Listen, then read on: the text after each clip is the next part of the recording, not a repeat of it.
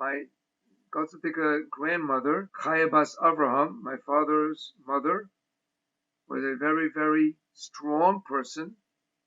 She survived the war. She lost her husband. She lost almost all of her children. She remained frum, raised her family in a very, very starke frumkeit. She was very, very careful about her frumkeit, and she was very sincere about it. She was very strong in her opinions. She lived a very religious life with tremendous nisyonos. She went through a terrible amount of pain and tragedy. She went through a war where she lost her husband. Her husband was taken away and was killed. He was taken to a place in Poland where he was killed. Died on Kiddush Hashem. My father tried to save him and he couldn't. Her children were all taken away and were killed.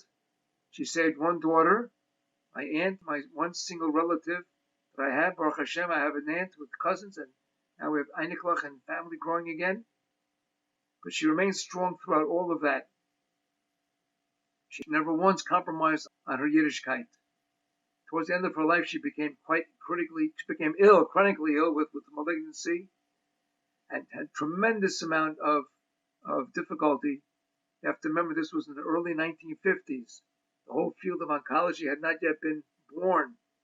She had a malignancy, they did surgery, she had more treatments, never ever complained about anything that happened to her despite her suffering, and she passed away completely with Emunah Shalema. In fact, my aunt remembered a vignette that before she passed away, she knew she was going. My aunt was expecting her second child. So she said to my aunt, please don't name the baby, wait for me, and you'll be able to use, obviously, my name. So she knew that minhag. But the baby was born 3 weeks before she passed away. They didn't want to wait 3 weeks to name the baby. So they named the baby, and then she passed away, and therefore the baby was not named for her. But yet, Yiddi's daughter's name is Chayla, so her name is living on in our family, and there are other Chaylas that will be born in her schus, and in recognition of the tremendous standards that she kept for herself. I asked my aunt if she knew anything at all about her parents. Her mother's maiden name was Herbst. They were in Poland. They were lost. And when my father's parents moved to Hungary, they lost contact with them and never heard from them again. So that's another sad feature.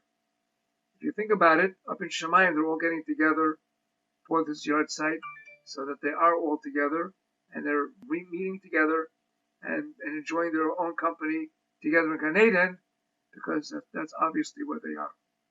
Nis Hashem, she should be Melis Yosher for all of us, Chaya Bas Avraham, and we think about her on a regular basis, and Nis Hashem, we should carry on that tradition and make her proud of us.